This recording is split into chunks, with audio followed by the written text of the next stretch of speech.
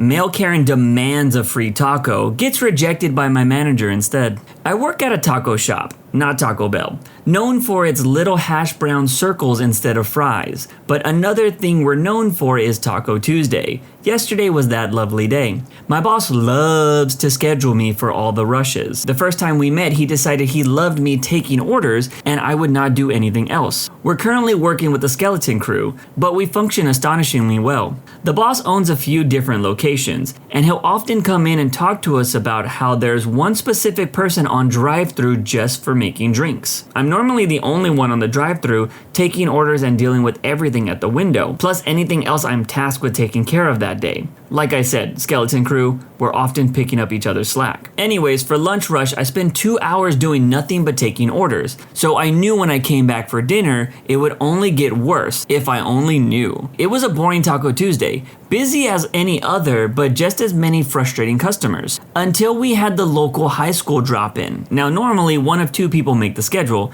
Big Boss Man BB and Awesome Boss AB. For some reasons I'm not going to get into, AB wasn't available to make the last few weeks. And he's the one that normally keeps an eye out for school sporting events. Our store is the only one in the area open past 7 and 8 p.m. So when a sports event happens, everyone comes here and AB tries to schedule extra people for it. That did not happen this week. Instead, BB made the schedule and decided I'm good enough. I was not good enough. It was Taco Tuesday and some sport had just ended and the boys seemed to have won by the way they were celebrating. Carelessly spilling food everywhere, hanging out everywhere they could inside, leaving me giant messes to clean. It took me 20 minutes just to take the orders. No, like I've told everyone else in front of you, we don't have fries. Yes, asking if we have Whoppers is so hilarious after the first few guys. It was looking to be a normal group of high school boys, so I just let them be. I had been running back and forth on top of taking the drive-thru orders and dealing with those. I didn't even have energy to chit-chat with my regulars for a second. Finally, I get through the group of boys and their coaches, and I'm happy to finally finish customer service for a moment. Just as I'm about to take a moment to breathe in some fresh air that doesn't smell like sweat and Axe body spray,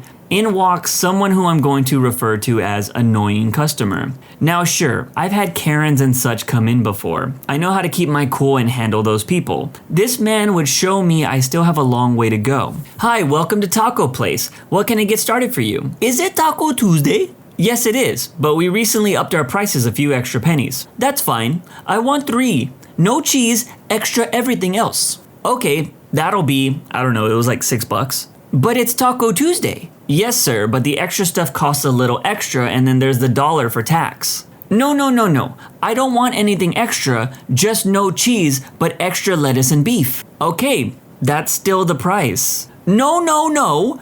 You're not understanding me. I don't want cheese, and instead of cheese, I want extra beef and lettuce. Now, I've spent all day bending over backwards to help my coworkers and satisfy the customers the best I can. But I've been yelled at. This man lost all chances he had of getting any help. I understood he wanted extra beef and lettuce in this place of the cheese, but even when I substituted out, those things cost extra. So I take off the extra, give him his new total of 3 something, and away he goes, at this point probably thinking he won. I simply duck into the kitchen and say, hey Rose. Rose is our current night manager, and when BB and AB aren't there, she's in control. Rose had just seen the order come up on her screen, and I could see that the 3 taco shells were waiting to be made into tacos. She knew what was coming since our kitchen was right behind the front register. She had seen me get yelled at. She had also seen me almost fall apart trying to handle the giant rush of people by myself before him, and she already had a plan in mind.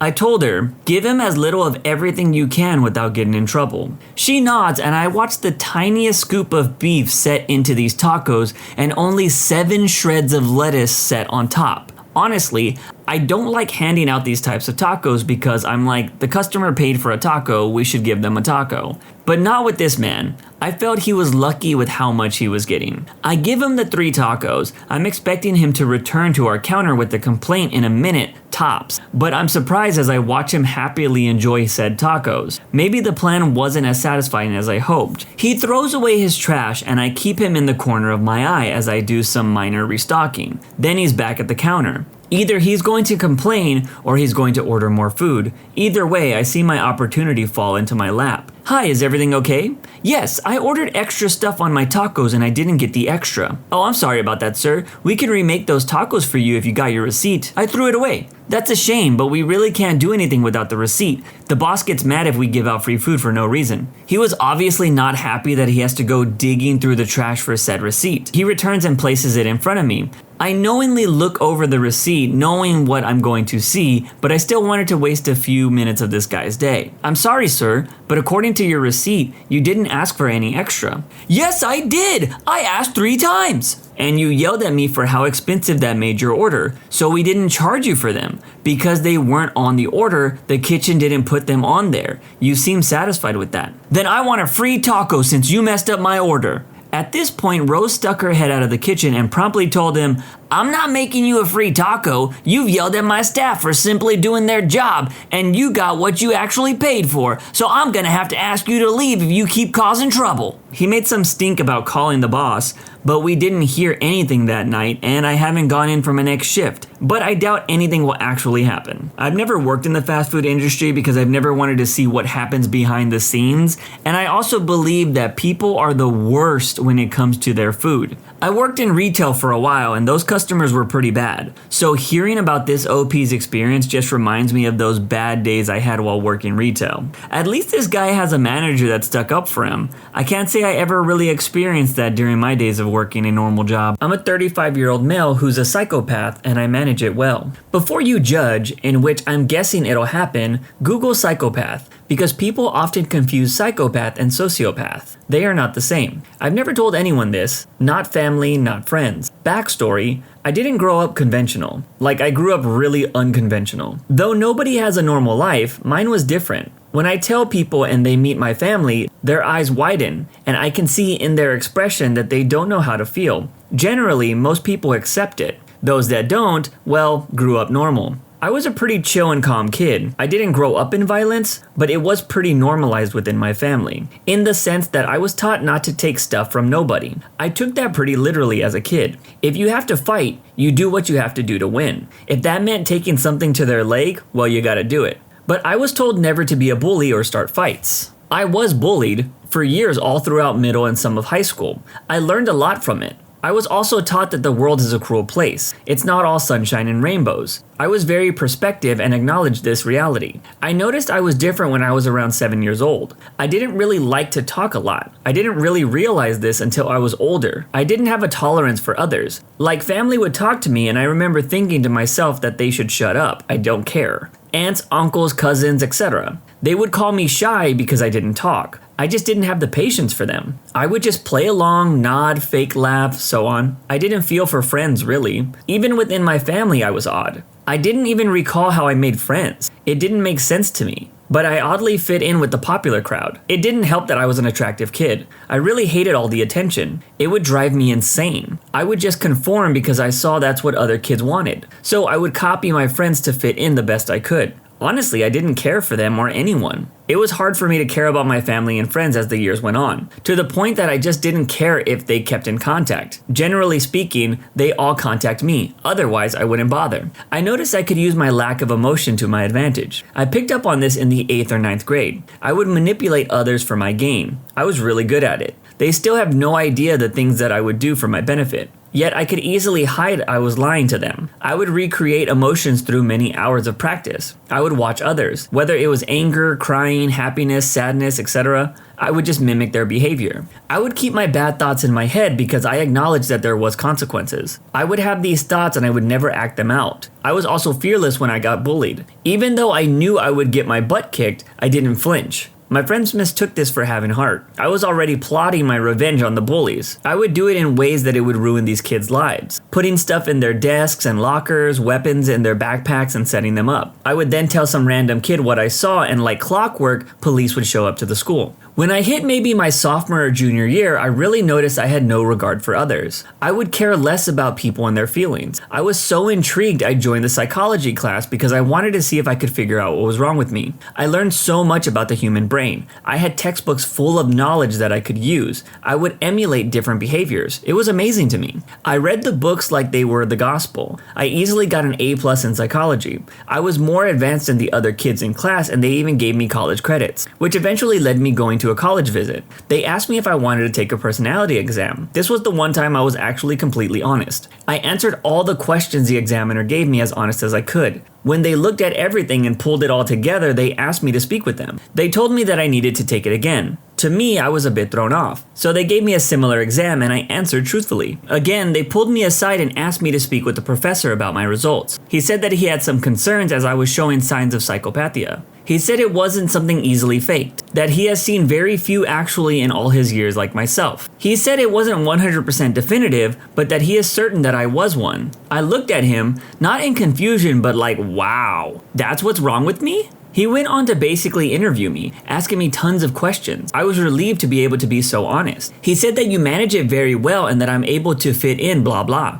He didn't think it was a concern, but he said that if I ever felt like I had a real problem that I should seek help, whether it was him or someone else. Knowing this, I would read for hours on end about why I was the way I was, various books and journals. I never entered college because of it. I was pretty well off and not having any formal school or training. I'm successful enough that I can blend in. I BS my way through certain jobs and positions that I was able to manipulate my way for better pay. Within all of this time, I did have a plethora of relationships with girls. Dated popular girls, hooked up with older women, one of my friend's moms. I liked hooking up. I did end up getting married. I was oddly able to care about someone. I don't know, maybe it's because she was so different than myself. Though I do slip up from time to time for not having emotions for certain things. I do my best to make her happy. We have 4 children together who I'd absolutely kill for. It was like a switch flipped when I had them. That I actually cared for something, that I developed really real feelings for their mother. That if anyone hurt her, I would mess them up. I hide myself pretty well.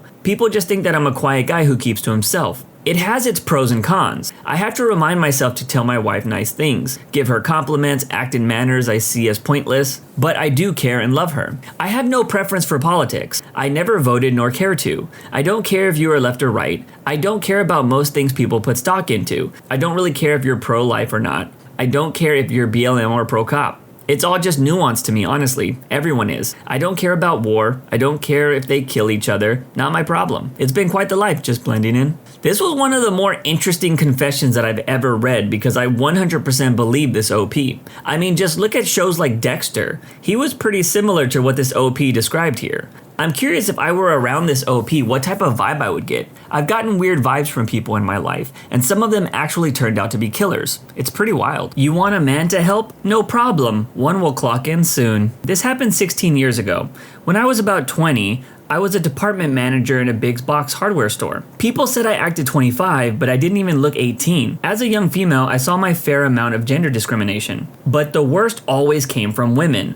This is a story of one such woman. I managed the paint department. I had 3 associates who worked for me. They loved me as a boss because I brought them a department radio, took the shifts they didn't want. I would normally close on Friday, worked mid-Saturday so the 2 young guys could go have time to have fun on Friday nights, and the older gentlemen took early Saturday morning so they could sleep off their fun. In trade, I gave the older gentleman his ideal schedule. My team was awesome. One day I was in the department alone and a lady came up and asked me where she could find the 5-gallon oil-based primer. I let her know that my location didn't carry the 5-gallon size of that primer. She told me that we did and said that it was shelved right there while suggesting I was too stupid to remember. Her husband gave me an apologetic look. I let her know that the other location had what she was looking for and it was in fact in that exact location in that store. She let me know how stupid she thought I was for thinking that she could mix up stores.